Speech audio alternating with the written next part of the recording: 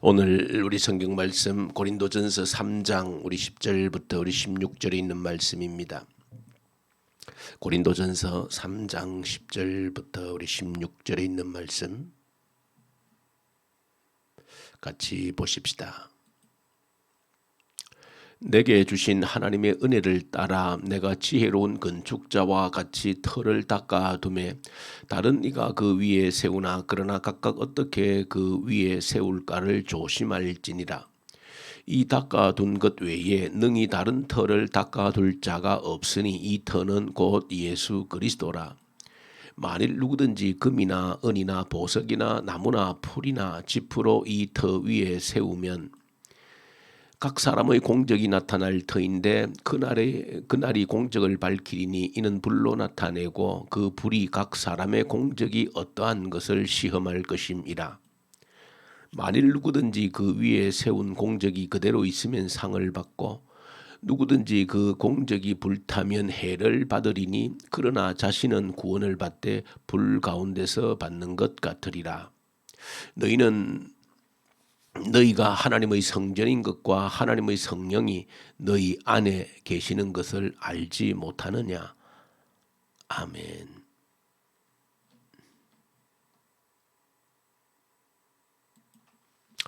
오늘 고린도전서 3장을 이 새벽에 함께 묵상을 하게 됩니다.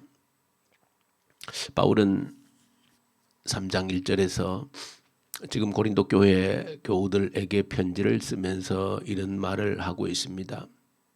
내가 지금 너희에게 편지를 쓰고 있는데 마음에 참으로 안타까운 것은 너희에게 할 말이 참 많이 있지만은 지금 너희들의 상태가 아직 어린 아이 상태여서, 그러니까 아직 젖을 먹는 상태여서 밥을 주지 못한다라고 하는 그런 안타까운 심정을 그대로 드러내고 있습니다.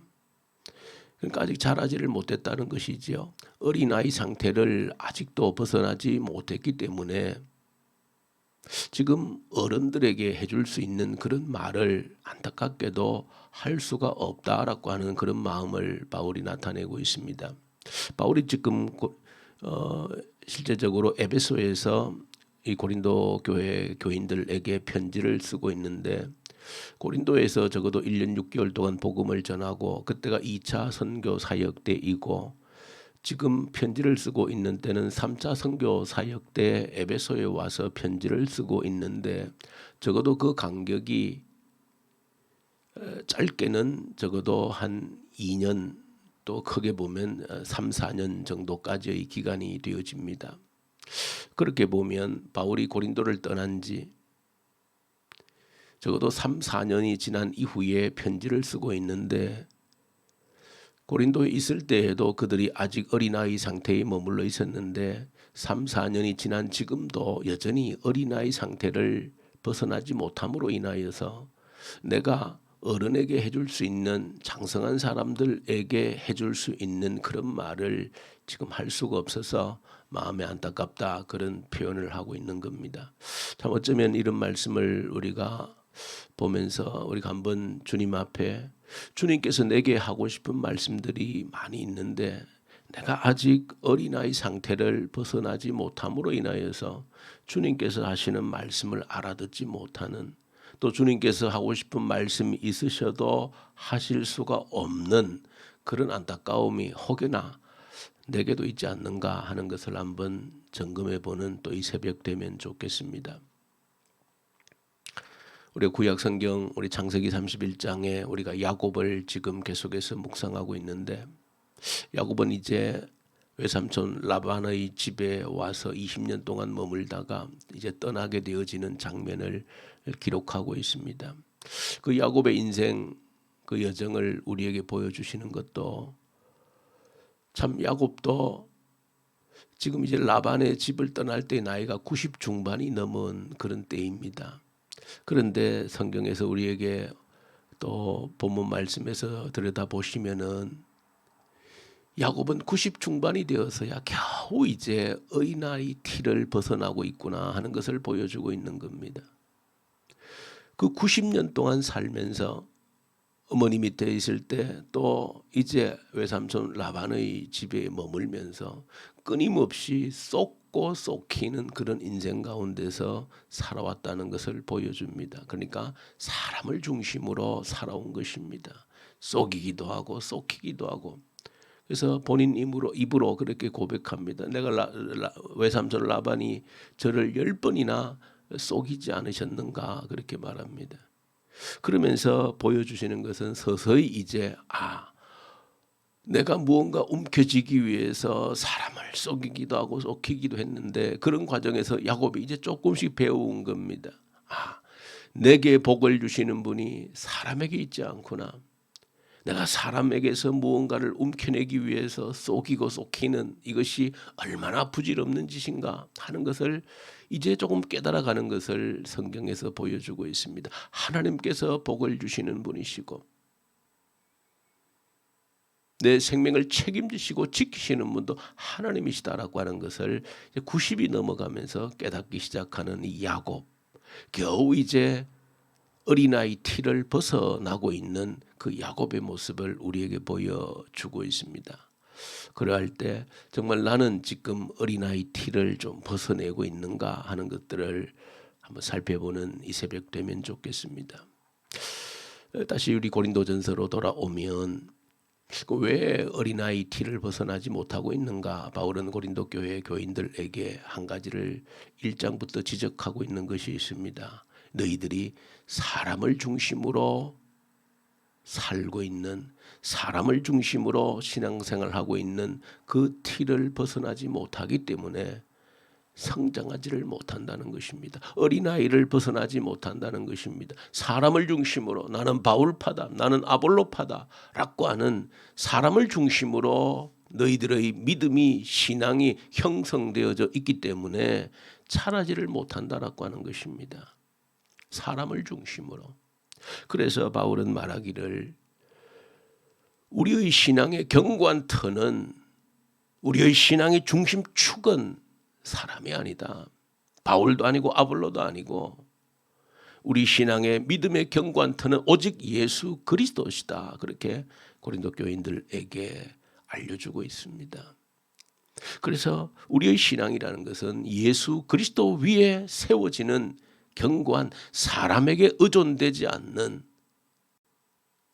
사람에게 의존되어 있지 않는 오직 예수 그리스도의 터 위에 세워진 자립적인 신앙.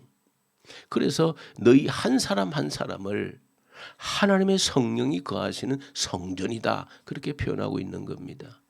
너희가 하나님의 성전인 것과 하나님의 성령이 너희 안에 거하는 것을 너희가 알지 못하겠느냐 하는 것은 너희 한 사람 한 사람을 하나님이 성전으로 삼았다는 것입니다. 예수 그리스도의 터 위에.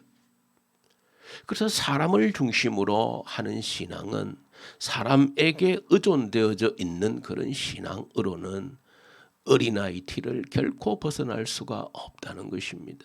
사람을 중심으로 끼리끼리 모이고 자, 그러면서 바울이 한 가지 더 교훈을 하고 있습니다. 건축에 비유해서 우리의 신앙이라고 하는 것은 성장하는 신앙이라고 하는 것은 예수 그리스도의 견고한 터 위에 세워지는 신앙인데 그 터 위에 어떻게 신앙을 세울 것인가? 그 두 종류가 있다는 것입니다. 사람을 중심으로 세워가는 신앙이 있고 예수 그리스도의 터 위에 예수 그리스도를 중심으로 세워가는 신앙이 있다 하면서 두 가지를 비유로 말씀하는 겁니다.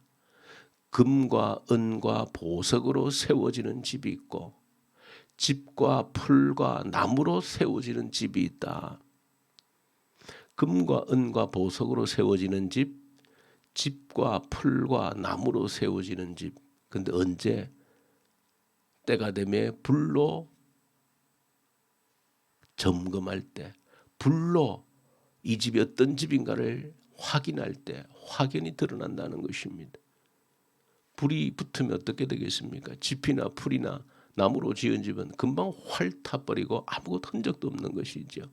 그러나 아무리 불로 시험을 해도 금이나 은이나 보석으로 지은 집은 그 불에 의해서는 사라지지 않습니다. 그래서 우리의 신앙이 예수 그리스도 터 위에 예수 그리스도를 중심으로 세워지지 않는 사람을 중심으로 사람에 의존되어져서 가는 신앙이라고 하는 것은 어떤 시험이 오거나 환란이 오거나 오면 금세 무너지고 그 신앙이라고 하는 것이 흔적도 없이 사라진다는 것이지요.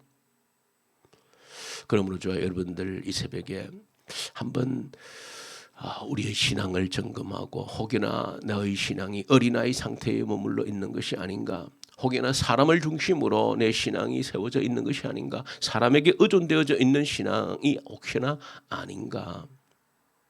우리의 신앙이라고 하는 것은 예수 그리스도의 터 위에 예수 그리스도를 중심으로 세워져서 어떤 불시험이 오더라도 흔들리지 않는, 소멸되지 않는, 뭔가 신앙이 있는 것 같은데, 뭔가 예수를 믿는 것 같은데 어느 순간 환란이 불어닥치면은 내가 언제 예수를 믿었는지 흔적도 없이 사라져버리는 그런 신앙이 되어서는 안 된다라고 하는 것입니다. 광야에 홀로 서 있어도 예수 그리스도의 터 위에 견고하게 서 있을 수 있는 그런 신앙을 장성한 자의 신앙이라 부르는 겁니다. 어른의 신앙이라 부르는 것입니다. 옆에 사람에게 의존되지 않으면 도무지 본인의 신앙이 유지되지 않는 그런 신앙은 그야말로 어린아이의 신앙이라는 것입니다.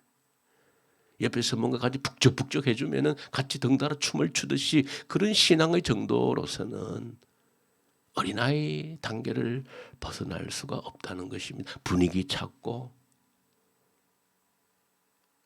같이 옆에서 뭘 해주면 같이 덩달아서 하고 하는 그 정도로서는 어린아이 티를 벗어날 수 없다는 것입니다. 하나님 앞에서 예수 그리스도 터 위에서 말씀을 붙들고 내가 하나님의 성전이고 하나님의 성령이 내 안에 거하신다라고 하는 이 분명한 확신이 있으면 나 홀로 어디 광야에 있더라도 내 신앙을 지킬 수 있는, 흔들리지 않는, 그럴 때 하나님께서 내게 해주고 싶은 말을 마음껏 하실 수 있는 겁니다. 내게 해줄 수 있는 말을 마음껏 해줄 수 있는 겁니다. 그러나 우리가 이 어린아이 상태를 벗어나지 못하면 주님께서 그 마음 깊이 간직하고 있는 이야기를 들을 수 없는 겁니다. 이 새벽에 어린아이 티를 벗어나서 어른의 신앙으로 나아갈 수 있도록 사람 중심이 아닌, 사람에 의해서 좌우지되는 신앙이 아닌 경관 예수의 터 위에서 예수를 중심으로 세워지는 신앙 되게 하십시오라고 하는 기도가 저 여러분들 기도가 될 수 있기를 간절히 소망합니다. 주님 아버지 감사합니다. 아무리 오랜 시간이 지나도 자립적인 신앙으로 가지 못하고 늘 사람에게 묶여있는 어린아이 신앙들을 벗어나게 하여 주옵소서. 어른의 신앙이 되어져서 주님께서 하고 싶은 주님의 마음속에 있는 그 깊은 말을 알아들을 수 있는 저희들 되게 하여 주시옵소서.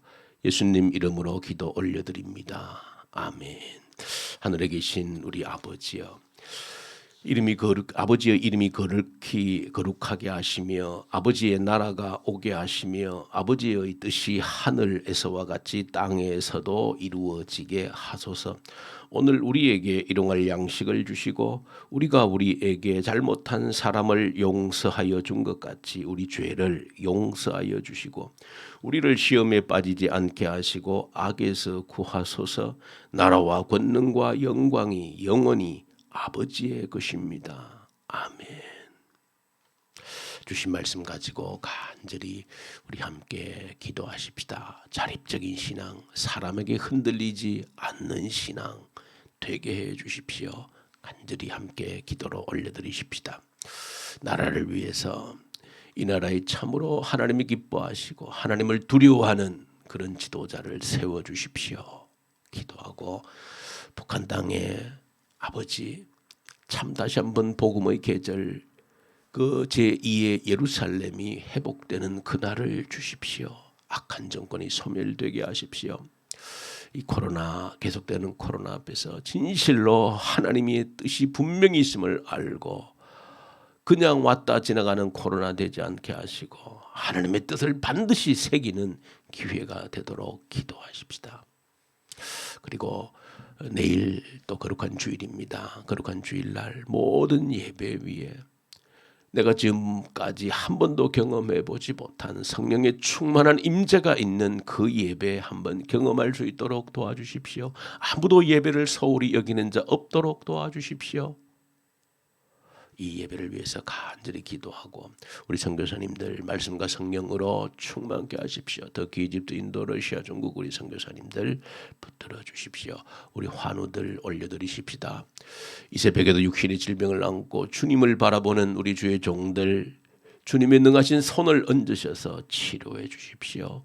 위에서 간절히 우리 함께 기도로 올려드리십시다. 우리 기도하십시다.